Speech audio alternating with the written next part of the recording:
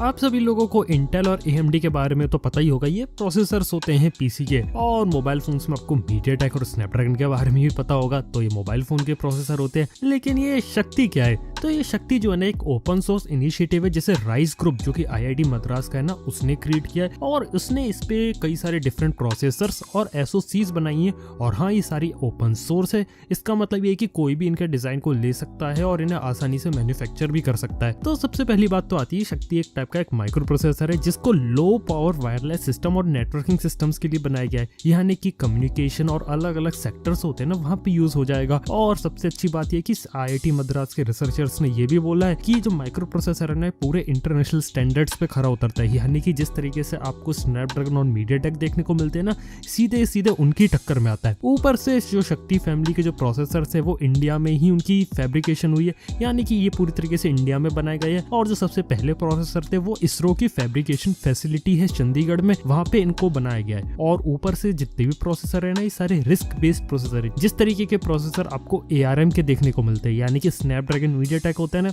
ये देखा जाए तो काफी हद तक उसी तरीके के हैं। और इनकी जो पूरी की पूरी SoCs हैं, तो इनको अलग अलग तरीके से कैटेगराइज किया गया है, वो भी पावर और परफॉर्मेंस के बेसिस पे, ताकि अलग अलग एरियाज में यूज किया जा सके। तो बेसिकली बताएं तो शक्ति प्रोजेक्ट के अंदर आपको 6 टाइप के प्रोसेसर देखने को मिलते हैं, जो कि हर एक मार्केट सेगमेंट के लिए बनाए गए हैं। तो सबसे पहले बात करते हैं इसमें जो बेस प्रोसेसर्स आते हैं। इसके अंदर सबसे पहले आपको E क्लास प्रोसेसर देखने को मिलते हैं, यानी कि सिंगल कोर प्रोसेसर है। और बेसिकली ये छोटे मोटे टास्क करने के लिए बनाए गए हैं, यानी जो लो पावर और जो लो कंप्यूटेशनल टास्क होते हैं ना, उसके लिए, जैसे कि smart card, IoT sensor, motor control और जो रोबोटिक प्लेटफॉर्म होते हैं ना, ये उनके लिए बनाए गए हैं। इसके बाद बारी आती है C क्लास प्रोसेसर की। तो जो C क्लास प्रोसेसर है ना, ये स्पेसिफिकली डिजाइन किए गए हैं मिड रेंज एप्लीकेशंस के लिए। और ये जो प्रोसेसर है पूरी कैपेबिलिटी रखते हैं कि लिनक्स जैसा ऑपरेटिंग सिस्टम को रन कर सके।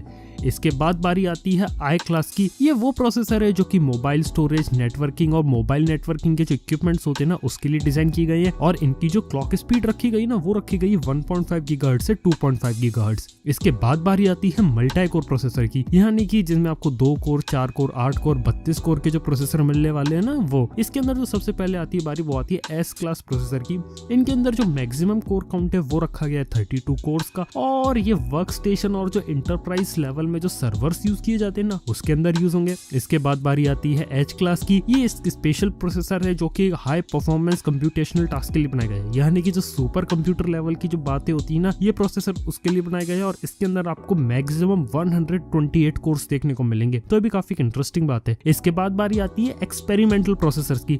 इसके अंदर आपको कुछ ऐसे प्रोसेसर देखने को मिलेंगे जो अभी एक्सपेरिमेंटल फेज में है और किसी पर्टिकुलर एरिया की ही रिक्वायरमेंट को फुल करेंगे। जैसे कि इसमें आपको T क्लास प्रोसेसर देखने को मिलते हैं, जो कि आपको ऑब्जेक्ट लेवल सिक्योरिटी में हेल्प करेंगे। इसके बाद F क्लास प्रोसेसर्स भी आते हैं, जो कि आपको बेसिकली सेल्फ ड्राइविंग और जो ऑटोनोमस व्हीकल्स होते हैं ना, शायद उसके लिए बनाए गए हैं। ऊपर से शक्ति प्रोसेसर्स के बारे में IIT मद्रास ने बनाया कि पहले इंडिया में डिजाइन और इंडिया में ही फैब्रिकेटेड प्रोसेसर्स है और पूरी तरीके से इंडिया में इनकी डेवलपमेंट हुई है। और यहाँ तक कि जुलाई 2018 में इनका जो पहला बैच था, जिसे तैयार किया गया था USA में इंटेल की फैक्ट्री के अंदर, तो वहां पे उन्होंने 300 चिप्स को मैन्युफैक्चर किया था। और उन चिप्स ने लिनक्स ऑपरेटिंग सिस्टम को सक्सेसफुली बूट कर दिया था।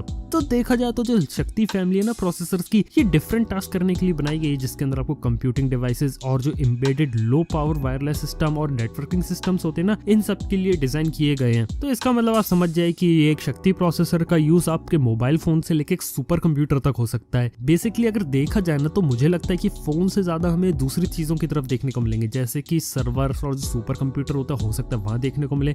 इसके अलावा जो शक्ति प्रोसेसर्स है ना, इनका बेसिकली ज्यादा जो यूज हो सकता है ना, वो हो सकता है IoT बेस्ड डिवाइसेस में, जैसे कि smart speaker, CCTV camera, traffic lights, autonomous vehicle, self driving cars और जो स्मार्ट होम डिवाइसेस है ना, यहाँ पे देखा जाए तो जो शक्ति प्रोसेसर है ना, उसका काफी कमाल हो सकता है। लेकिन यहाँ पे मेरे को सबसे बड़ी प्रॉब्लम ये लगती है कि आखिर इसका एडॉप्शन रेट क्या होगा, मतलब कि इंडस्ट्री से कैसे अडॉप्ट करेगी और रियलिटी में प्रोसेसर कितने ज्यादा यूजफुल होंगे। और जो कंपटीशन में जो दूसरी कंपनीज है, जहाँ पे हमें मीडियाटेक, स्नैपड्रैगन और दूसरी इंटेल जैसी कंपनीज भी है मार्केट में, तो जिस तरीके से वो प्रोसेसर बना रही है ना, उनके कंपटीशन में रियलिटी में कैसा होता है। और उसी के बाद हमें ये पता चलेगा कि फ्यूचर में प्रोसेसर हमें कहाँ कहाँ और कितनी जगहों पर देखने को मिलता है। बाकी आप लोगों को कैसा लगा शक्ति प्रोसेसर और आप इस प्रोसेसर को कहाँ कहाँ देखना चाहोगे, तो ये बात नीचे कमेंट में बताना ना भूलना। थैंक यू आपका वीडियो देखने के लिए। मैं आपसे मिलता हूँ नेक्स्ट वीडियो में। Good bye.